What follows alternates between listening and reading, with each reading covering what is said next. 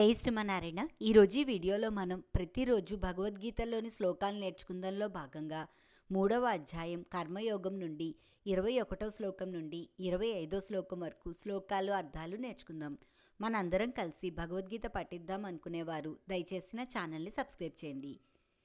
ఓం శ్రీకృష్ణ పరమాత్మనే నమః. 3వ అధ్యాయం కర్మయోగము.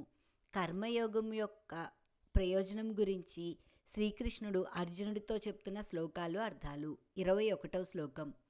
యజ్జదాచరతి శ్రేష్ఠః తత్తదేవోతరో జనః సయత్ ప్రమాణం కురుతే లోకస్తదనువర్తతే. 21వ శ్లోకానికి అర్థం.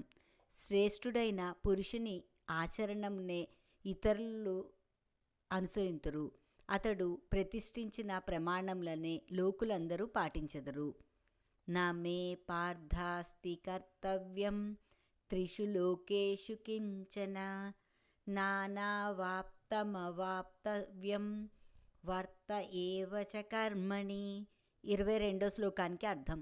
ఓ అర్జున, ఈ ముల్లోకములందునూ నాకు కర్తవ్యము అనేది లేదు. అట్లే పొందదగిన వస్తువుల్లో ఏదియును నేను పొందనిది కూడా లేదు.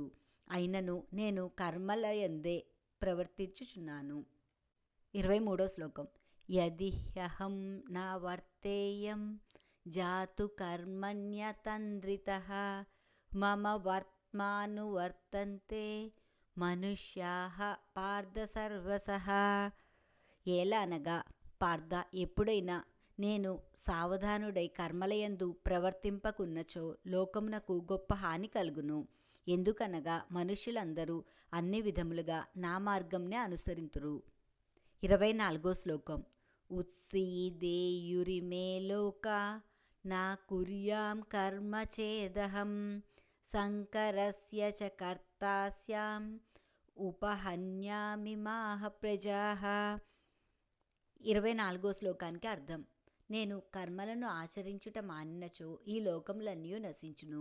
అంతేకాదు, లోకములయందు అల్లుకల్లోలములు జరుగును, ప్రజానష్టం వాటిల్లును. అప్పుడు అందులకు నేనే కారణభూతుడగును. 25వ శ్లోకం. సక్తాః కర్మణ్య విద్వాంసో యథా కుర్వంతి భారత కుర్యాద్విద్వాంస్తథా సక్తః చికీర్షుర్లోక సంగ్రహం.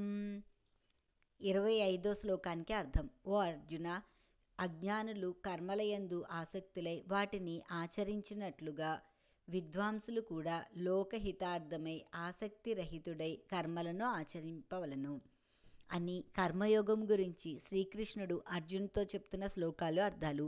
ఈ వీడియో మీకు నచ్చితే నా వీడియోని షేర్ చేయండి, లైక్ చేయండి. ఇలాంటి ఆధ్యాత్మిక వీడియోలు చూడాలంటే దయచేసి నా ఛానల్ని సబ్స్క్రైబ్ చేయండి. ఈశ్వరి గుడిమెట్ల. జై శ్రీమన్నారాయణ.